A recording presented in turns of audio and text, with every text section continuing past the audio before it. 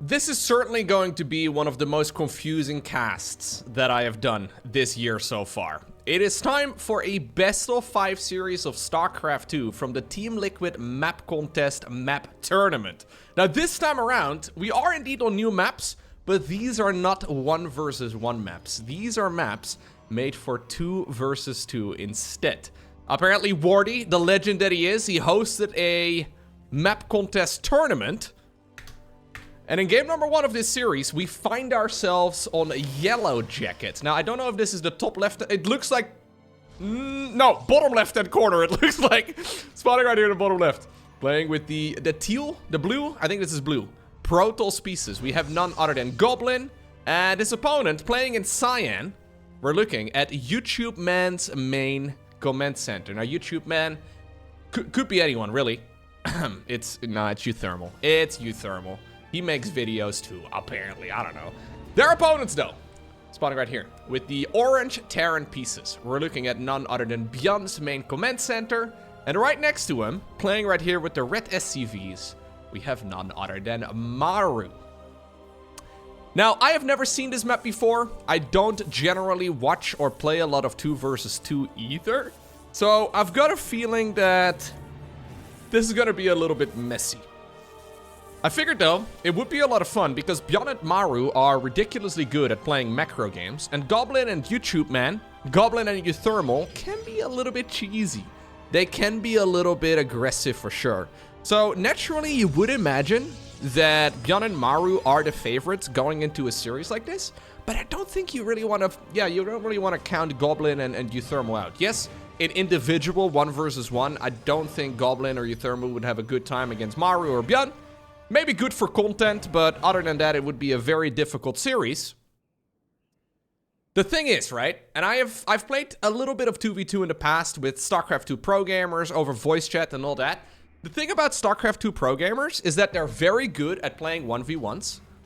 And in 1v1, you don't practice a very important skill that you need in team games, and that would be communication.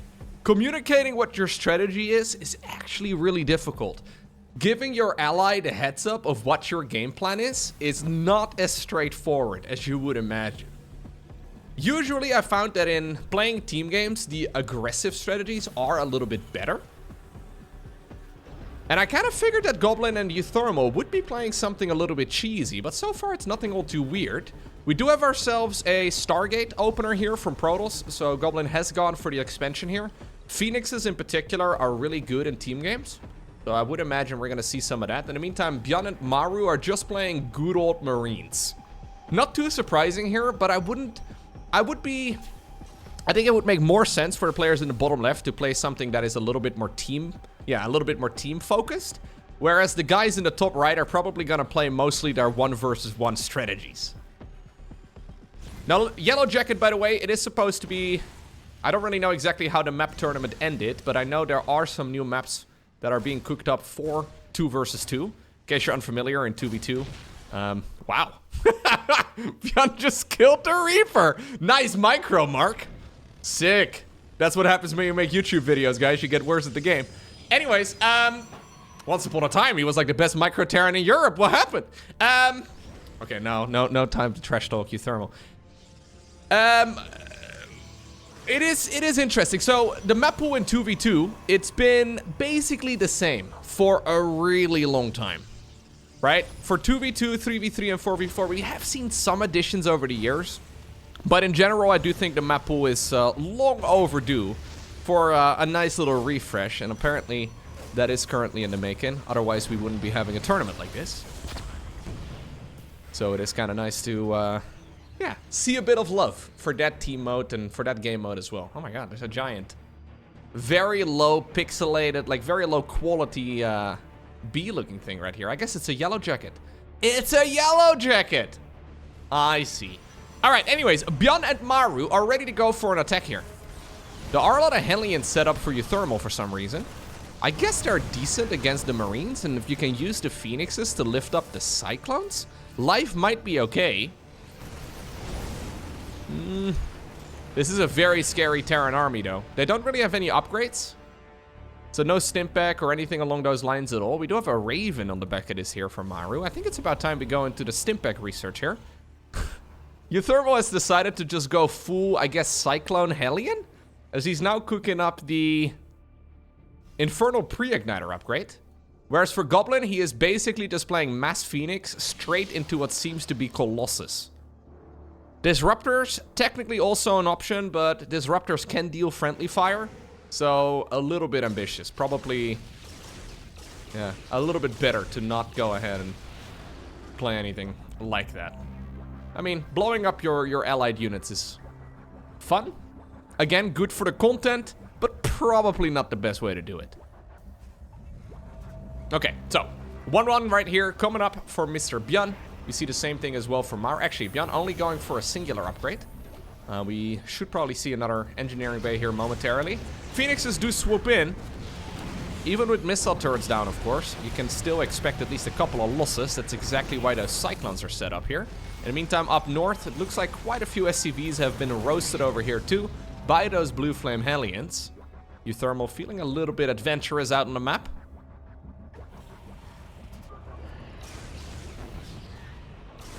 Yeah, and this is not looking bad here at all for Team Blue. Range coming up for the Colossus. Upgrades will be coming up here momentarily. We are going to go into some quick ghosts. Ghosts are nice, I guess, especially when it comes to EMPing all of these Phoenixes. But as long as uThermal here can roast most of the Marines, he should be okay. There's not a ton of siege tanks here. Only a single siege tank set up right over here at the front. I do think we probably want to get a couple more of those going here, because they will ultimately be able to keep some of these Terran units in blue at bay. They're slowly advancing out on the map, though. But in the meantime, on the other side of the map, it's not like our players in blue are not expending anymore either. uThermal taking a third. Same can be set right here for Goblin. We've actually got ourselves a nice little macro game to start this series off. Yeah, looks like they've decided to retreat. They don't really want to stick around anymore. Double armory coming up, so it's going to be full Terran mech. No transition towards bio at all, and I think that, yeah, that ship already sailed some time ago. I think going siege tanks defensively is a great idea. Hellions thinking about going for a bigger run by up north. Again, nothing set up right here for Maru. Maru, of course, normally an amazing defensive player, but in this particular match, I can imagine this might be one of the first times, if not the first time, he plays the map, and he does not have all of his attack paths covered. That's gonna hurt. That is an awful lot of SCVs going down. I think the Hellions will probably also disappear, or at least some of them will. If he would have stuck around, there was no way he was gonna win that game, or that engagement, but... okay.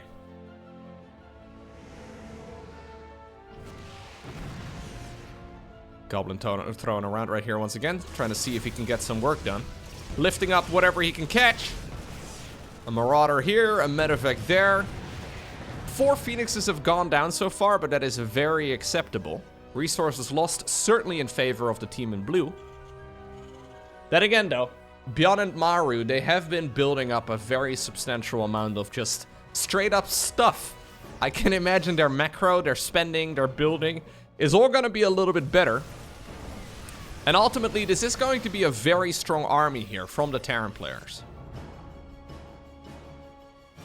They may not have taken the most optimal path, but they will arrive at good old Bio-Terran mid-games here eventually. And well upgraded ones at that too. Smart servos coming up. That allows the Hellions to transform very quickly into... we can see this, right? Yeah. Allows them to very quickly transform if they need to. Into Hellions and into Hellbat form. Not super useful, but still quite handy. We have some of the Hellions driving around, trying to see if they can just roast whatever is possible. ByuN once more. Yeah, feeling like he needs to go back. ByuN is also sending some of the SCVs forward, though. Maybe he just wanted to run those away from the Hellions earlier. But so far, not really a concise timing attack from either side. Both players just happily playing macro. Goblin decides to go into a fleet beacon right now together with the +1 air. +2/+2 is going to finish up here for the Terrans on the other side of the map. The siege tank production is well underway. I haven't really looked at that in a little bit, but it turns out Mark is already sitting at good old 12 siege tanks, soon to be 15. So Goblin is raining the skies. And I guess the idea is that it's going to be pretty much impossible for any sort of bio-based army to push in. Normally you would need liberators, right, to try and prevent, well, the opponents from getting a lot of work done. I think an extra starport or two would not be a bad idea. My god, look at this SimCity. They're building into each other's bases now, but... yeah, I think a lot of Viking production would be a good addition, because Vikings are going to be amazing against these Colossi, they're going to be great against the Phoenixes, and now against the carriers that are on the back of this too, it will be very powerful. So far though, no real reaction, right? Like, we've got a bunch of ghosts, they can be EMPing the Phoenixes, I suppose, but I can imagine that the siege tank lines are going to be super difficult to break. I don't really see how ByuN and Maru are going to be able to break those tank lines unless they want to go for like a mass drop into the main base or something along those lines. But uThermal cleverly setting up a sensor tower in this area too, making it very difficult for, well, those sorts of attacks to come in. Maru and ByuN not really working together as well here. Like, yes, they're defending together and yes, they're base building together, but they're relatively disjointed from one another. This is actually a very scary army here from Goblin. There's not that many siege tanks down south, just a single one. But obviously Maru and ByuN can't really know the exact positioning of all of them. We now have 19 siege tanks. I guess Thors are actually kind of a great addition too. Say the opponents... oh, we're gonna go mass nuke? Maru's going mass nuke. Okay. You know what? Don't mind it. I don't mind it at all. I can imagine, though, that it's difficult here for the Terrans to really find an angle. Yeah, they need to do something right here against all of those tanks. So the most notable thing, like the most normal thing to do against the tanks would be to go mass Viking. But obviously Thors, well, they deal splash damage to air units. This army, though, may just be caught. There is no storm done yet. It's a couple seconds away from finishing. There it finally is done, but good EMP to shut this down. And suddenly Goblin absolutely gets destroyed. He wanted to secure another expansion, but then both of the Terran armies decided to finally work together, and they collapsed right on top of everything that they could find. Okay, still though a lot of siege tanks. And much like the Terran versus Terran matchup, it is difficult for Terran to really break into a siege tank line. We have, okay, fusion cores coming up. That could be for Liberator ranged, could also certainly be for battlecruisers. I think they're probably better in team games. Tactical nuke number 1, flying towards the bottom of the map. I would imagine this little shield is from Goblin or from uThermal. They have collectively found that red dot. Another tactical nuke is flying straight through the middle of the map too. This one is relatively close to the siege tanks, as we have just nuke after nuke after nuke flying all around the map. Luckily, uThermal spotted that one in time. This one has also been seen, so not a lot of damage will be done. Maybe this one is going to be a little bit luckier, as we have another one going along, yeah, this little crevice here, this little doodad on the map. This ghost is practically invisible, although nicely done. uThermal, okay, sees it, but loses the only tank that he was dealing damage with. Another nuke is gonna land at the bottom of the map. 5 nukes in very rapid succession of one another. We're gonna even EMP the Nexus. That's when you know you're feeling confident. EMPing the Nexus so the nuke can do maximum damage. Marauders come in to try and finish the job. Okay. ByuN, oh no. Who gave ByuN the Metavex? Somebody take the Metavex away. It's fine. I think it's fine. But this is a ByuN move and a half. He's like, perfect, we're so far ahead. Let's see if we can throw the game. This is essentially an unlosable game. However, ByuN's gonna try.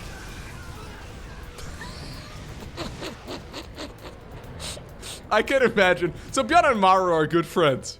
I can imagine that this doesn't really matter that much. We're gonna use nukes defensively over here too. Has he seen the one at the bottom? Oh god, he has not seen the one over here. And that is an entire base of workers going down. I do believe that the ghost that was launching a tactical nuke in this area of the map, yeah, that one did get eliminated.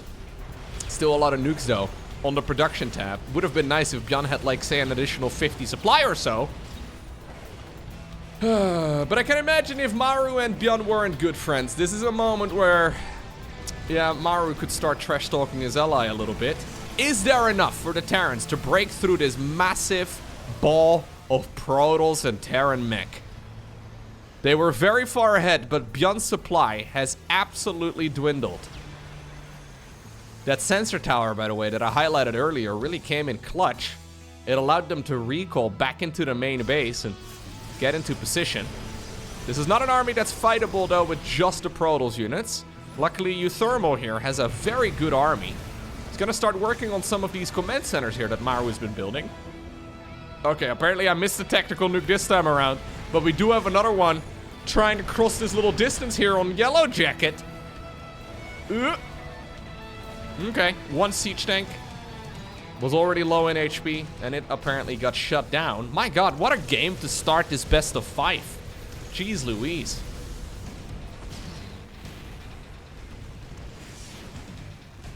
The Tempest numbers are nice, though. If I can make any suggestions, I would like to see all of the Ghost Academies a little closer together so I can always get the shot. I mean, it's almost like you guys aren't playing for content! Nice attack here, though, by Maru. Maru is really good at video games. Ay, ay, ay, ay, ay. He's finding the perfect opportunity here again. I thought they were actually in a really difficult position here to defend. But Maru, once more, may have just found a chance here to push all of this away. Yep, recall will be used, and Goblin will be forced to go all the way back home. Remember years ago, whenever the Koreans were playing that free-for-all map, I did cast quite a few of those games. They were very popular at the time. Sadly, nobody's really playing that map anymore, but Maru was exceptionally good at figuring out how to play those sorts of strategies. What I'm trying to say is Maru is a gamer, you know? Like, he's not just good at the game, he actually is also very good at thinking on his feet and then realizing what needs to be done. You know what? I guess in team games, nukes are so much better than in, well, non-team games, because there's just so much more map to look at, right? Like, you only see a tiny little red dot. There's a lot more map to cover. Technically, I guess you have twice as many eyes too, but good luck trying to synergize that. Tactical nuke number 13 going across the map. And this has been an awful lot of kills here. ByuN has been trying to rebuild. And he's almost at a maxed out army once more.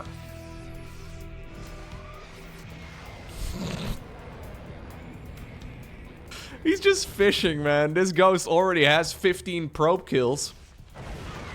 That one is going to land. Oh no, he's sending the probes back! No! Ay, ay, ay, ay, ay. He saw it and then he pushed them back a little bit too quick. Another mothership is coming up. Slowly but surely, though, the players in blue are losing their supply. ByuN and Maru are finding great opportunities. ByuN in particular is finding great opportunities to try and lose the game. But I've got a feeling that this is once again in a spot where it's almost unlosable. My god, dude, we just have mass tactical nuke.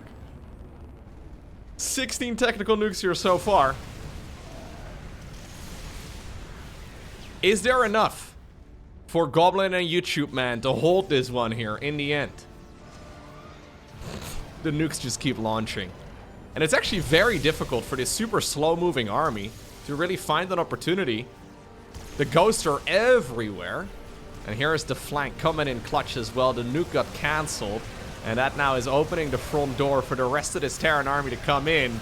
This is going to be a very expensive set of losses here, though, for the Korean Terrans. But I think they will be able to finish the job. Do we have a recall available to maybe go back home? I saw a mothership on the production tab. Yeah, maybe send some of these units back. Because I don't think you can really afford bleeding these out too. I mean, it's not like our Korean Terrans have a ton of economy though. They do have more bases. But Goblin and uThermal have been securing quite a few of their own expansions. Well, uThermal, I guess at this point, a little less so. He's almost broke. Gonna try and send some Hellions in. They were spotted right there. Not enough units nearby, however, to deal with this. Tempest and Carrier still continuing onwards. Apparently, Liberators have been called to the air-to-air rescue. I don't know if that's the best weapon of choice. We probably want Vikings, but luckily we have about 10 Vikings coming up every production cycle. In the meantime, though, ByuN is pushing down at the bottom of the map. And it looks like we are going to be able to clear out another expansion. Maru is accidentally going to find a nexus here. He wants to try and secure an expansion in the far bottom right. And we'll accidentally find that his base is blocked. It's blocked. That's my impression of the... Okay, GG is called. That's my impression of the American voice pack. I don't think that's what Maru plays with, though. Nah. Alrighty. Game number 2. We find ourselves on Undercurrent. Yellow Jacket, Undercurrent. You know what? These are map names that I can get on board with. I don't think I really have a whole lot of map names to complain about in the current 1 versus 1 map pool. Worst offender is probably Alcyone, but I'm okay with that one. Remember back in the day we had Jaganatha? Or was it Jaganatha? We've had a lot of really bad map names. I'm glad to see that we have Undercurrent and Yellow Jacket. That's nice. Alrighty, so it's gonna be our 2 Europeans in the top right-hand corner. And our 2 Koreans all the way in the bottom left. Ooh, there's a back base. So who gets the back base? It's ByuN. Sorry, Maru, if you wanted it. ByuN is gonna take it. We have a different build, though. Doesn't really matter all too much.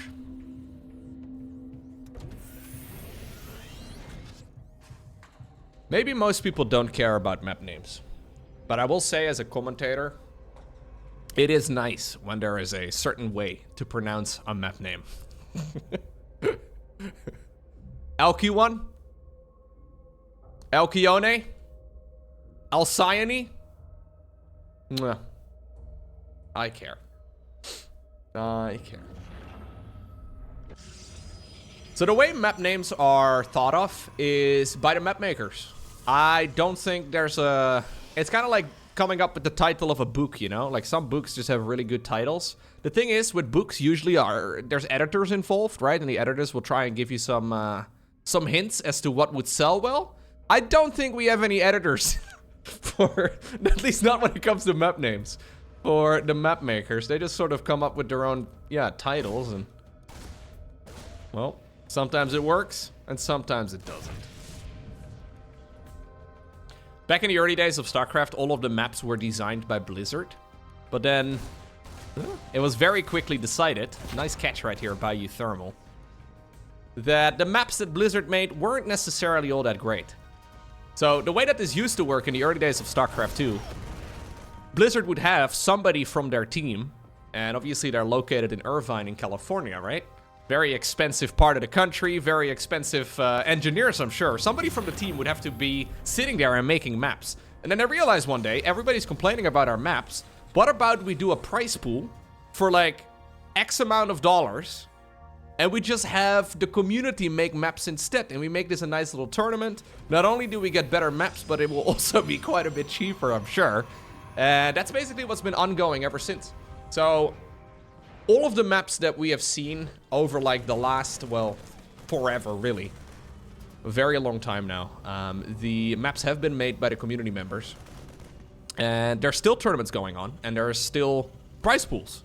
Now, I don't think any of the map makers can make a living out of making maps, but for a lot of it, yeah, for a lot of them, it's probably like side income, you know, like and maybe like a hobby too, and it's got to be very satisfying too when you like put a lot of effort into making a cool map, right? And then you ultimately see all of the pro games that are being played on it. I can imagine that would be super fun. Because maps actually have a tremendous impact on the balance of the game. Obviously, this is 2v2, so balance is not quite as important, I would say.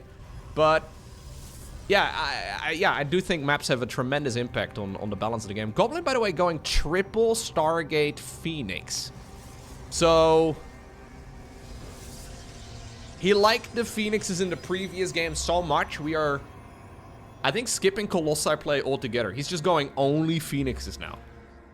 We have a bit of a different follow-up here, too, from the YouTube man. He wants to be going for what seems to be a bunch of Widow Mines for now. Not a ton, but at least a couple. Cyclones out here for ByuN and Maru, who are seemingly playing a very similar setup. Bit of aggression, we have a bit of Banshee play this time around. I don't think we had that in the previous game. But a little bit of variety. Okay.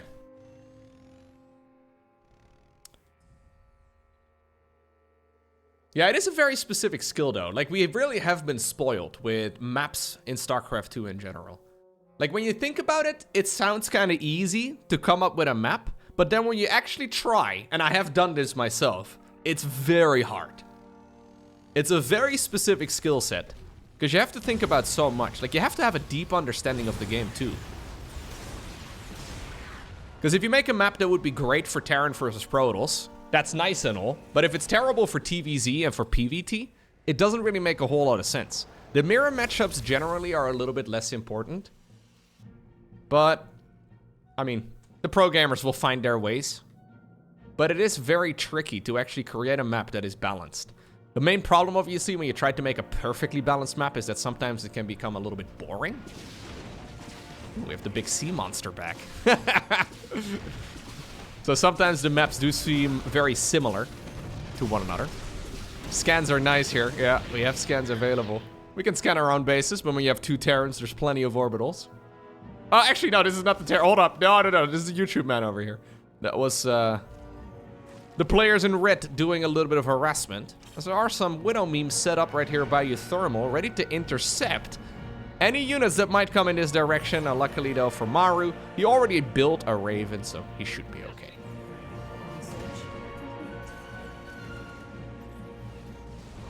Okay.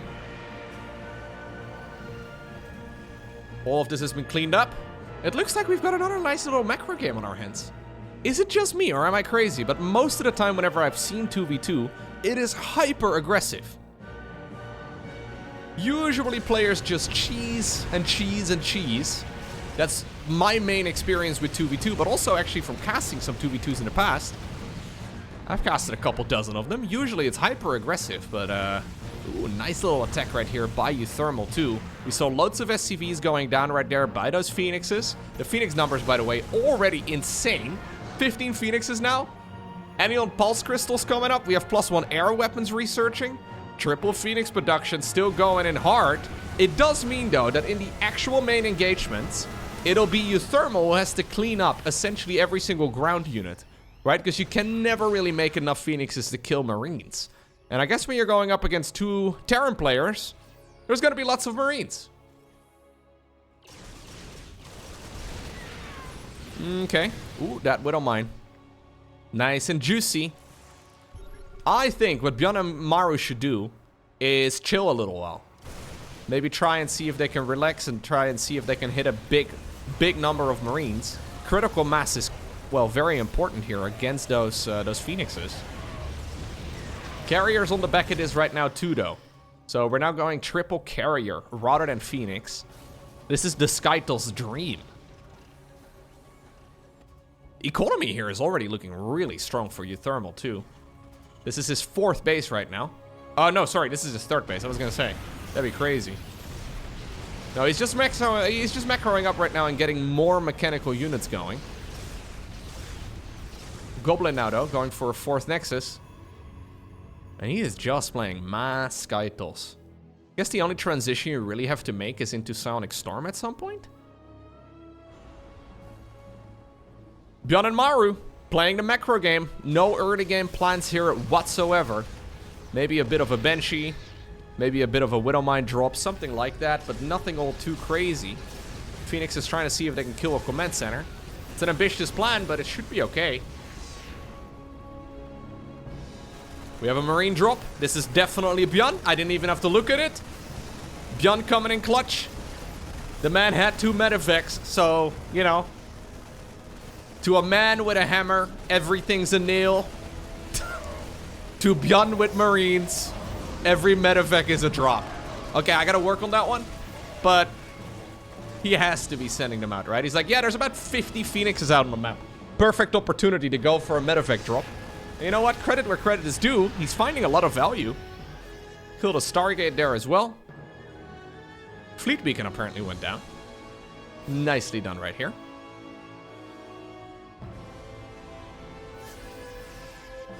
Okay. We do have a little bit of a gateway transition. Now, how many siege tanks are we on? Just the 5 of them for now. Maru, yeah, forced to defend at home about 17 times over. 22 Hellions have already died. 9 minutes into the game. Normally there's a point where you stop producing Hellions, but... Ooh, EMP opportunity there. Sadly did not quite get it. Would have been really nice to get rid of some of the energy right here. Yeah, Goblin is just making a very scary army. Tactical nuke, baby! I mean, we've already had about 20 nukes. How many nukes can I have in one best of 5? This is looking like an awfully long best of 5 series. I want to see 30. I don't want to get greedy. 30 nukes in one series. Not a bad idea. Hellions still going around. SCV numbers, yeah, 37 and 12 already have gone down. uThermal's hosting a barbecue. Now, I can tell you, looking outside, it's not barbecue weather, but, the man does not care. It's been rainy all over the Netherlands. Although, actually, I don't know if uThermal's currently in the Netherlands. I know he spent some time in Mexico and whatnot, too, but maybe it's a little bit nicer over there. Anyhow. We're gonna continue the siege tank aggression. Command center will be setting up as well in the middle of the map. And there is a tactical nuke. Now, where is the nuke going? Oh, God, that is one hell of a target. Here's the ghost. It's being healed up. Luckily, right here, for the players in blue, they do find the little red dot. It's a difficult spot, though. Yeah, there's one of these locations where sometimes it kind of falls into the background there and you don't quite notice it. A lot of the army here from ByuN is currently on the left side of the map. He is maxed out. Siege tank numbers here, though, are good enough, and I don't think that he can really chase down these carriers. Okay. Looks like Goblin and uThermal are actually trying to see if they can do like a bit of a slow push. ByuN, in the meantime, has recognized exactly what's going on. Sorry, I gotta look at the Sea Demon. Oh, wow. Very ambitious mothership. Didn't even need any abductions or anything like that. It just flew into a bunch of Marines. The army over here, though, in the middle of the map, is not quite as successful. Already, ByuN is holding a lot of those pushes back. He just sniped a bunch of bases. A recall will be used. And Goblin, as well as uThermal, they're gonna have to go home. Okay. Now, since that first mama ship was so successful, we're gonna make another one. A little bit of misplay right there. It can happen to the best of them. Maru took a lot of damage during all of that, though, and his economy is really nothing to write home about. If you look at the income right now, it's still decent. Yeah, but you can see that it's dipped below a certain threshold. Goblin has a massive army still, so I don't mind that as much. Thor's once again coming up here for the Dutchman. The man from the greatest country in the world. Am I right? Leven de koning. Hoera. Hoera. Hoera. Okay, sorry. To all 4 of my Dutch viewers.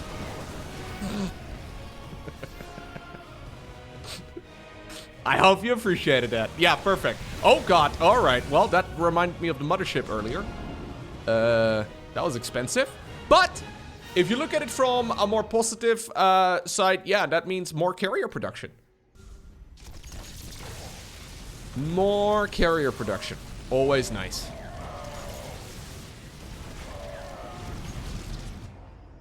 We have a nice little Hellion run by. We hadn't seen one of those in a little bit.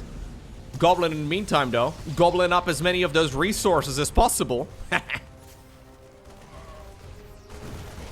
He needs to be a bit cautious because there's no splash damage. Normally you have a bunch of, like, say, High Templar to go alongside this, but his splash damage is in the form of siege tanks. And this is once more a bit of an overextension.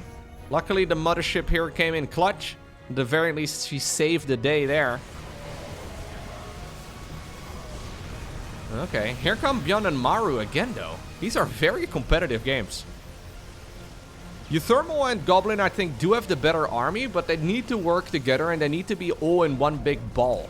They're all over the map right now, trying to be annoying, sure, but this attack here from the Terrans will have to be held. A couple of Hellbats trying to see if they can start a very ambitious plan of killing an orbital command. Disruptors coming up. Okay. Again, disruptors can do friendly fire. I'm a big fan of blowing up my allies' units. Very fun. Especially when it's not a tournament series. But I highly recommend nuking your allies. Or maybe doing a little bit of, you know, a little bit of a disruptor nova. Or throwing in a couple of storms. Anything that deals friendly fire, really. Because as we all know, what it really is all about in 2v2 is a higher overall score in the victory screen. All right, let's see. Do we have enough? I mean, there are some Novas going in. Siege tanks all the way in the back. Massive EMPs, but Goblin doesn't really care and believe in splitting up units.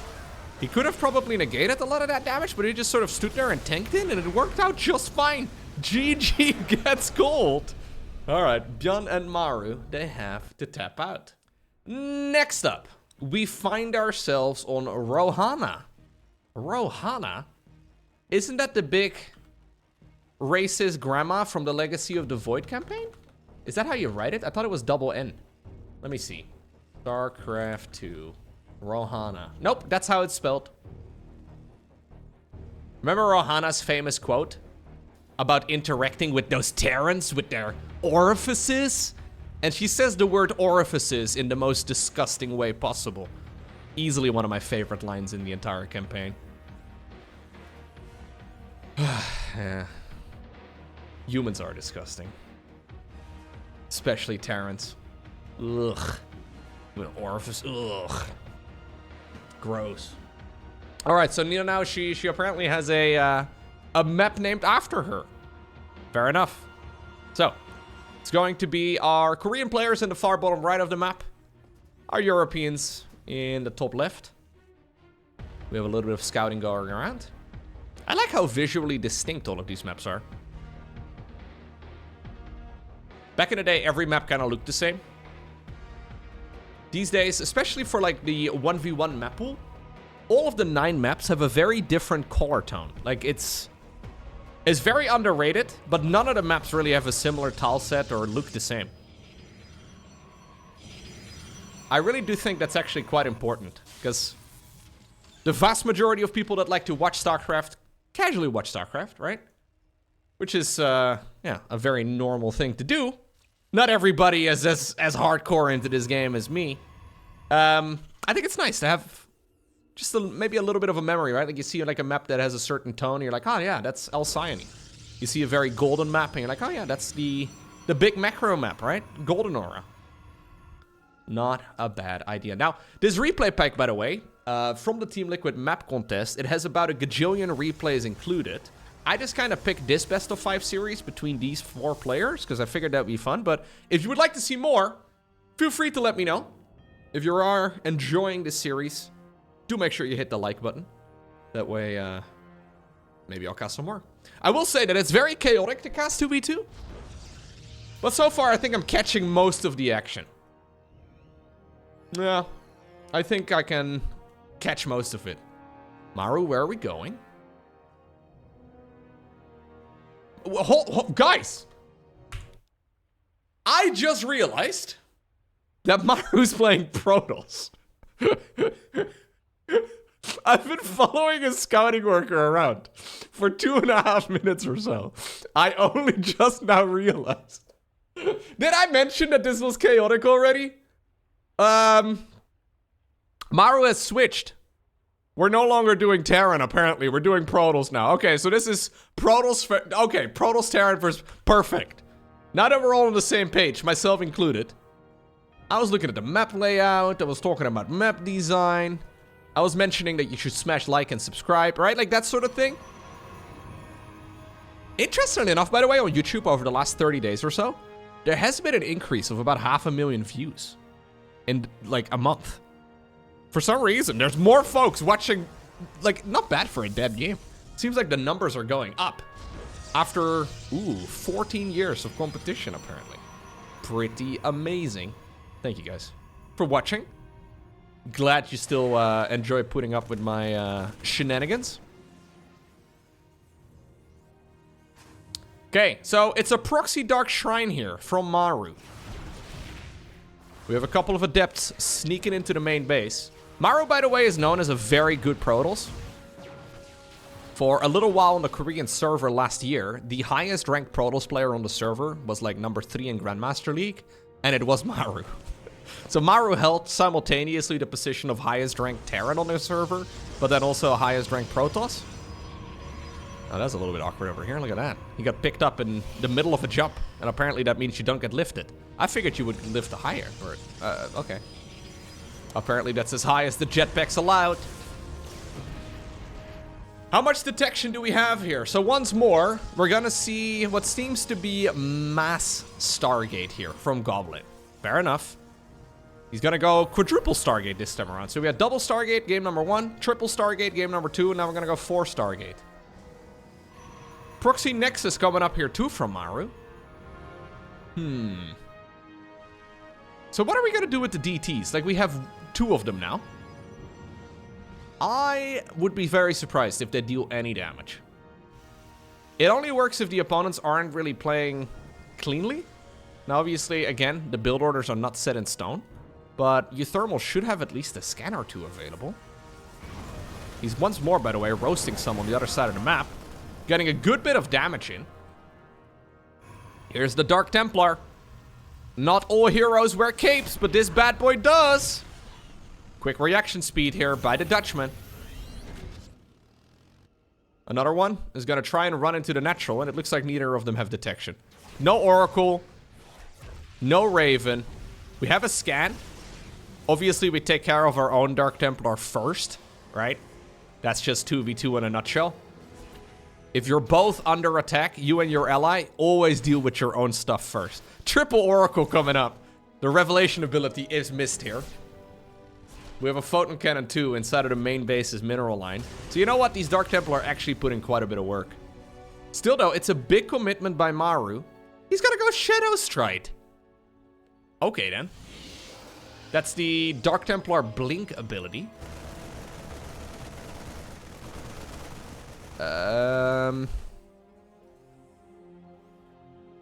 Is that good? I don't know if it's good in 2v2s. I feel like it's much better in 1v1. There's just more units available, right? So Dark Templar just feel like a... Like, Phoenix has become exponentially better the more players there are. I feel like Dark Templar are on the exact opposite end of things. You know what? It looks like this base is getting absolutely destroyed. Good old Hellion Phoenix, baby. Yeah, you can use a Dark Templar as a way to defend, I guess, but there's scans available, there's oracles up in the air. uThermal is, once again, roasting as many workers as he can. He had a taste of SCVs in the previous game. Now we're also gonna, well, roast some probes. Alrighty, next up, we find ourselves on Hinterland. Oh, okay. Isn't that a World of Warcraft region, or is that Hinterlands? Maru, by the way, switching back to Terran. And the boys have discussed it before the game started. Apparently, we are gonna go for double proxies. You know the Olympic sport of that synchronized diving? This is synchronized proxying, okay? They're still working on it. It's not quite perfectly in sync, but there's a certain beauty to it. When the Terrans move as one.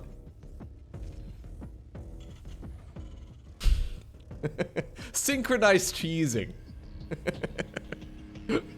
How many barracks are we gonna make? So there's once again a scout coming in, but he's not gonna spot it.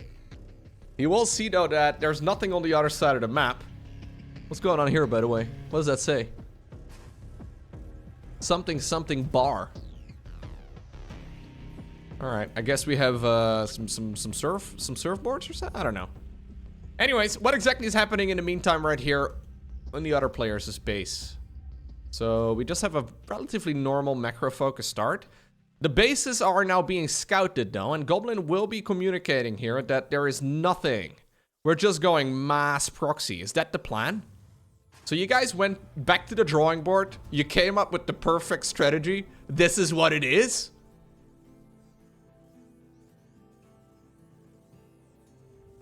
You know what's better than 3 Reaper openers? 6 Reaper openers, baby!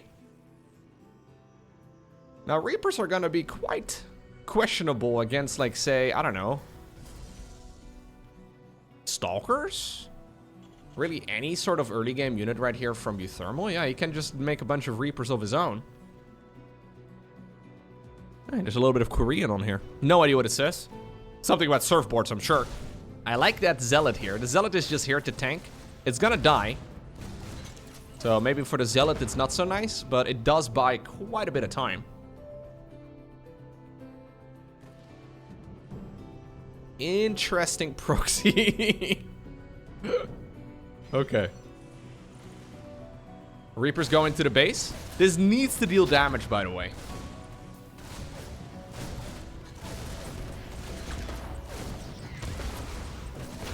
So far, yeah, nothing amazing, although we do need to send that mule back.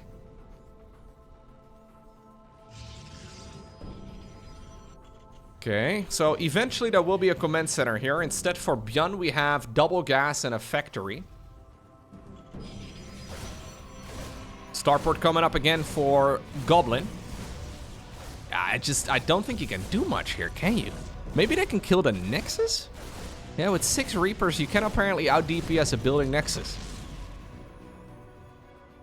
I figured they would probably be able to, but it's a little bit funky. Maru now going a lot more Reapers, though. We just keep adding on more? One of the barracks will now be used as a scouting tool, fair enough. Command center has begun as well on the other side of the map. So I guess this has successfully forced the players in the bottom left-hand corner onto their one base opener. Neither of them really has an easy way to break out of their bases. Soon, obviously, they will have the numbers advantage, so they can just go down. But at this point, yeah, ByuN and Maru have found their way into a pretty neat little macro game. An annoying start right here, but also quite an expensive one, right? So it's not like this is a free opener here for the Terrans. Oracle, I like it. Normally we see Phoenixes throughout this series, but I think Oracles makes a lot of sense. Scouting barracks will go down. The other barracks are flying all the way back home. How much is there set up? We don't have an NG base, so we can't go for a missile turret. We don't have any Marines yet, so the idea to defend is to do it right here with the Cyclones. And you know what? This one Goblin Oracle may just be able to help these guys catch up. Now, I think with some better micro, he could have gotten more kills. There's a very quick pool there. He's been busy microing at home as well, I'm sure, but... Okay, goes for the low HP one. Didn't quite expect that these units would be running. Yeah, this is really nice right here for Team Blue. I would imagine that this Nexus now is far long enough that it won't get killed anymore. Maybe if we can throw some grenades, it might be possible to still get a bit of value, but no, this will be pulled back. ByuN has got a medevac, and where a man has a medevac, he's got units inside of it, of course. Couple of Cyclones this time around, trying to probably hunt whatever he can. Here's the reactive Reapers, the ones that uThermal didn't really want to make, but getting quite a bit of work done. Okay. And as the dust settles, who is ahead? I would actually say Team Blue. Their economy is not quite as amazing, but there is a second command center down here. Work account is looking just fine. They're a little bit ahead in that department too. So now we can go back to the original plan. And what was the original plan? Phoenixes. Probably the best team game unit. I mean, it's only good if you micro well. But it certainly has a lot of power. Hellions also work surprisingly well, actually. Like, Phoenix Hellion is A strange composition, but it seems to work well. Very, very nicely. I think overall, by the way, Terran Protoss is much better than Terran. I'm no 2v2 expert, but Terran is a very questionable style. Obviously, they're just playing what their main race is. And they're hoping to overpower the opponents.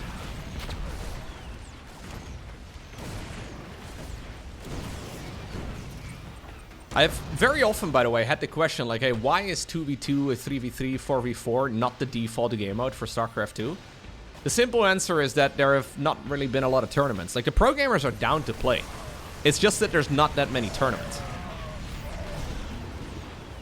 Historically, all of the events have pretty much always been 1v1, and at this point, I don't think we're ever going to see a change as far as that goes, because StarCraft 2 is a glorious 1v1 game.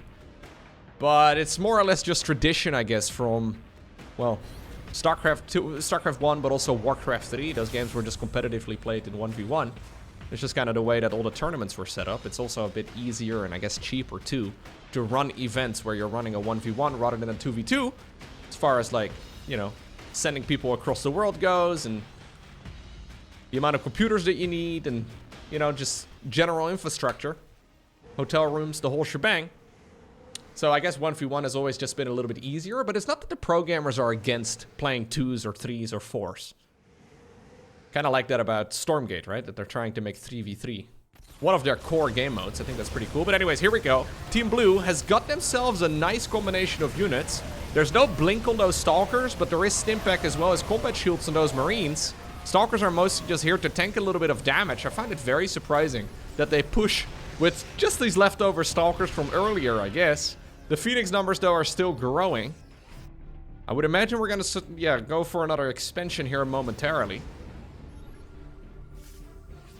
This is a dangerous push right here from the players in blue, though. Very easy to overextend. This Oracle now has 10 confirmed kills, just going around distracting some of his army. Maru is now the one, by the way, who will be playing Terran Mech. It means that his transition from here is going to be very slow going, and it looks like with the positioning of the 3rd CC, he's going to lose it. Nexus coming up on the other side of the map. +1/+1, researching now for Maru. ByuN has decided to now make his next... oh, I thought this was Maru's CC that he lost over here, but no. ByuN is making his command center now on the other side of the bases. So he's gonna seek refuge right here on the side of his ally. Now, I think the siege tanks can rinse and repeat a very similar approach. Force another council on another command center. Maybe the 3rd time will be the charm. Siege tanks, though, are really nice here for Maru. He's already got 4. There's 2 as well here for... or he's got 5 now. 2 right here as well for ByuN. So it is quite difficult to actually push in. ByuN has got a couple of medevacs. So, of course, he's sending them across the map. If those units don't deal damage, I think this game is going to be very tough for him. Phoenix numbers are looking real good. And apparently now with the Phoenix numbers looking good, we're going to go carriers on the back of this. Here go the Phoenix, or sorry, here goes the medevacs.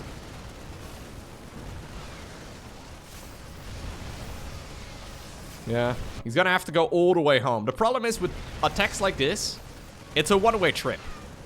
These medevacs are never gonna go back. Nexus does indeed fall, but it's gonna come at the expense of, well, most of this army. At least they get a tiny bit of damage done in the process. I don't like these drops very much, ByuN. I've always been critical of those YOLO drops that ByuN is very fond of. It's very entertaining to watch, but I don't think... like, in 1v1, it works out more so than it doesn't, so I guess that's why he does it. But in 2v2 especially, when you know that the opponent has that many Phoenixes, it just seems a little dangerous to throw away that much money. But I guess he had his command center one too many times cancelled, right? So he had to go ahead and do something. NG Bay and Armory coming up right now for the player in red. Maru slowly, methodically trying to expand all over the map. Needing a tiny little supply block, but that has already been covered again. Now it's going to be uThermal's job to go for a YOLO drop of his own. He's being escorted by a whole lot of Phoenixes, which seems a lot safer. Here we go. A boost for the win. Can we get it done? Siege tank's obviously way out of position here for Maru, and that means that he's gonna have to move his very slow army back into the main base. The question is, how much damage can this army in blue do before the units come back in for the base defense? Like, it's gonna be forever. Finally, a couple of units are showing up, but the armory is next. Probably could have sniped both of them if he wanted to. This is a sacrificial squad, it seems, for uThermal. A couple of the Marines will be lifted up to try and make the retreat a little bit easier, but there's missile turrets everywhere. A couple of reinforcing Marines here for ByuN also do show up.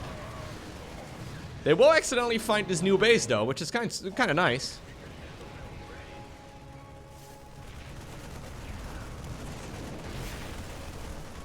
Okay.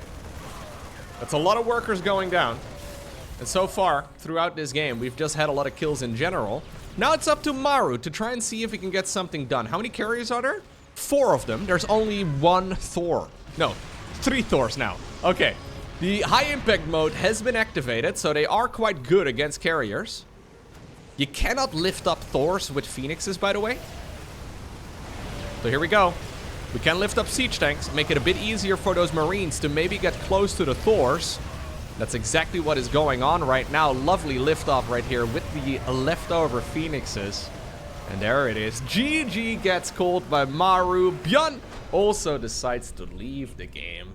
It's uThermal and Goblin who obtained the victory 3-1 over some of the world's very best Terrans.